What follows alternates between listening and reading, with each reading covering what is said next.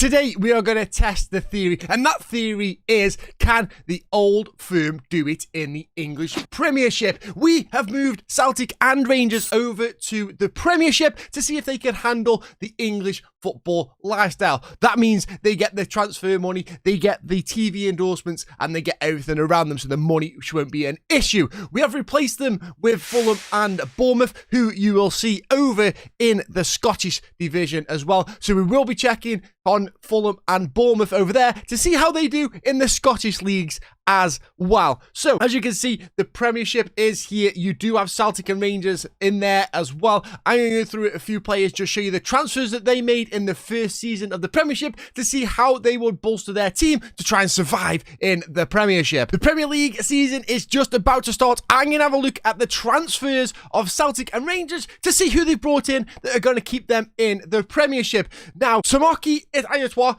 was the last signing that was done IRL, so we are going to go below them to see who they've signed in the Premiership, and they have signed Rory McGregor, who come from Inverness for 145,000. Then they brought Max Cruz on a free transfer, which is an alright signing, definitely someone that is experienced and been through the leagues before and definitely can do it for them. Good signing there. And they brought Jamie Butler in as well on a free. Are these going to be enough to keep them in the Premiership? I don't know about that, but let's head over to Rangers to see what they have done for their signing. So Rangers last IRL signing Malik Tillman, so the only player that they have brought in is Luis Neto for 400k, a 34-year-old as well. Very experienced, can do the job for them. It'll be interesting, but I don't think that will be enough for them in this season. But guys, in the comments, let me know your predictions. Do you think Celtic or Rangers will survive in the Premiership, or will they go straight down to the Championship? Let's find out as we head to the end of Season 1. We are at the end of Season 1. Who survived? Did anyone survive? It's going to be interesting to see. A few more signings have been made. So I'm going to go through the signings first and then show you just where the teams finished in the league to show you all the shenanigans. After Luis Neto, Rangers did sign Tom Keeney, which was a great signing from Fulham for 2.6 million. Thomas Kubek as well from Augsburg for 500k. Ryan Fredericks from Bournemouth, who have moved away to Scotland, so interesting to see that as well. Flynn Downs coming from West Ham. Mason Holgate and Nepalese Mende all come in on loan as well. Very interesting signings there. Some good signings as well. Was it enough to keep them up? Well, we're going to have a look at Celtic's beforehand to see who they decided to bring in. Celtic then went in to bring in Jamal Lascelles, which was a good signing for 3.6 million. Chris Mepham, I think, is a brilliant signing, but it was a loan. Brunet Petrovic as well from Dynamo. Jordan Yathuri, I've probably pronounced that wrong, and do apologise. Merrick Rodak as well. Jamie Hamilton, and also Amir Derrick. So, interesting signings. 17 million as well spent on Amir as well. That's an unbelievable signing as well. 20 years old. He'll definitely be for the future. Very good at prospect as well. So, interesting to see. But the big question that you are all asking, well, what the heck happened and who survived? And there you have it, guys. Rangers actually survived, and they survived by 3 points, which is unbelievable, but Celtic did get relegated to the Championship. Very interesting to see, and it was really a relegation battle, as you can see there from the two Scottish sides. I think a couple of seasons in the Premiership, more money as well, more revenue from the TV rights could help out Rangers and Celtic a little bit more, but Celtic are going to have to do it through the Championship because they are down in that league now. Very interesting as well to see Man United finished 11th, which was a little bit of a shock to the system, but let's up there as well. Newcastle spending that big money, but we are going to go through another season and see how they do and where they come in Season 2. Season 2 is done and dusted, and what happened, guys? Celtic fighting in the Championship, Rangers trying to keep their Premier League status still there. What happened? Let's go and find out and take a look and see what actually come of Season 2. Well, in the Championship, as Celtic were favourites to win the league, they actually finished second, 5 points behind Norwich, picking up a promotion back to the Premiership, which is nice for them as well. Do they become a yo-yo club, or are they going to finally be established now they get back into there? Let's have a look at who Celtic signed this season as well, making sure they are all good. They signed a lot of players. Okay, they signed a lot of players. Okay, Palmer Mani was in there. I'm going to have a look at some of the main players in here and pick them out as Bernardo Menzo came in, Mark Albright, Shawbury is in there as well. That's a good signing. Levi Colwill, very interesting to see actually that like the way that they can draw in these players. Che Adams, Matt Grimes, Chris Wilton's in there. They have really signed Daniel James. Lou Barry's come in as well. So some big players being moved in there. No wonder they got straight back up and using a bit of that reputation to bring in these players as well. Let's just have a look at how much money they do have though. So the bank balance, they are sitting quite heavily as well with a big chunk of cash. Wow, is that 132 million?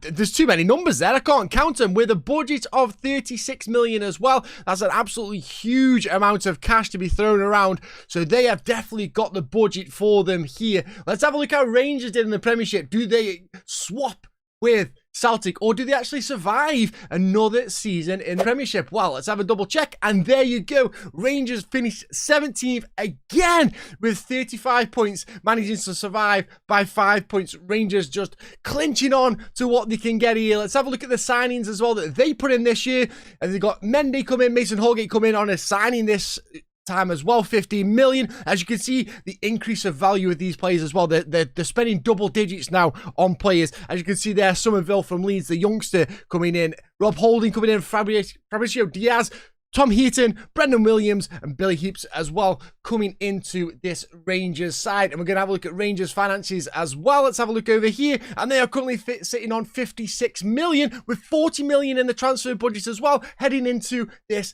third season. But let's go have a look and see how Bournemouth and Fulham are doing over in the Scottish League. As you can see, Bournemouth and Fulham both dominate the league here as well. 82 points, both of them. Straight in there and straight top of the league. Only thing I will say is though, they can't qualify for Europe purely because something in the database has gone wrong. So apologies there on the database, but yeah, they cannot qualify for Europe. Not sure about it, but they do finish top of the league and they are dominating the league as well. We go back to the Premiership and we are back with Rangers and Celtic back into the Premiership. Both have got a lot of cash to play with now. I feel like they have really been able to spend the money, build the reputation as well. I think Rangers or Celtic might actually push for that top half this season now that they've got the backing of the board with the money. You saw that Celtic had 100 and something million in the bank, so they definitely got something to go for there and can definitely push for some players. So let's have a look how they're going to get on in that third season,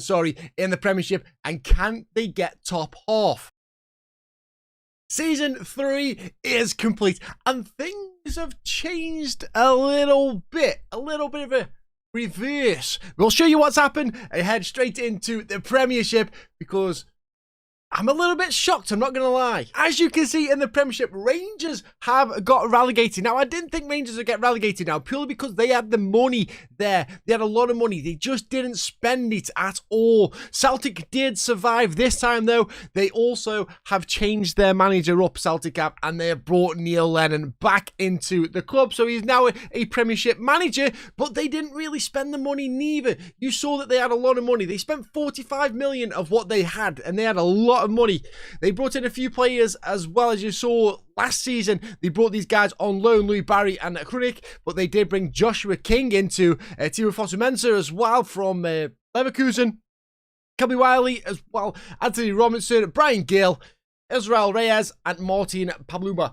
They have spent 45 million, but they did have more in the bank. I thought personally, they are still rocking the 4-2-3-1 though, which kind of did them well, seeing as though they stayed off. Rangers, on the other hand, they still have Michael Beale as their manager. It's going to be interesting to see how they do in the Championship now, but they didn't spend the money, 17 million. We saw previously that they had 40 million to spend as well, but they just didn't spend it, and they literally relied on fees, which was kind of a little bit off there. Rob Holding was spent money-wise, 6 million, but Jordan Ayew as well, Zach Way, I just don't think they were good enough to do the job in the Premiership. They needed to invest that money and try and build it up. They did only sell 3 million as well, so not really the best season for them, but it's going to be interesting to see how they do in the Championship, because Celtic bounced straight back, and I don't know if Rangers can do that. But let's see what Neil Lennon does with his club and tries to get them survive. I think that there is definitely a top half finish with these teams in here somewhere, but I don't know when it's going to come. But shall we get into season 4, see what has happened and see how they're getting on? As you can see there as well, the reputation is growing a little bit for Celtic as well as they go to 4.5 stars in the Premiership. Maybe that's going to offer a little bit of pulling power to get some more players in. Who knows? We'll find out in just a sec. We head into the end of season 4 and things are not looking good for one team, and another team is looking very promising. So, shall we have a check, see what's going on in the Premiership and in the Championship where Rangers are in there? Can they win it? They were second favourites to go into the promotion, but did they do it? Unfortunately, Rangers did not. They did get playoffs. They only finished 6th in the league as well, and they lost the playoff final to none other than Nottingham Forest 2-1 as well. Rangers did keep their manager though. Michael Beale is still at the club. What transfers did they make? They brought in Maitland-Niles, which is a good sign, I thought. Timothy Weir as well. Wendell Scott McKenna as well in there. Didier Dufour. Wow, okay. Ashley Phillips is in there. They brought some good players, but unfortunately, it wasn't enough. They spent 107 million. Guys, they spent 107 million in the Championship and could not get out. They did sell 95 million though, which was interesting, but they spent a lot of money and could not get out of the Championship. That is absolutely bonkers for me. Wow, I can't get over that. They are estimated value of 441 million, which is absolutely great for them.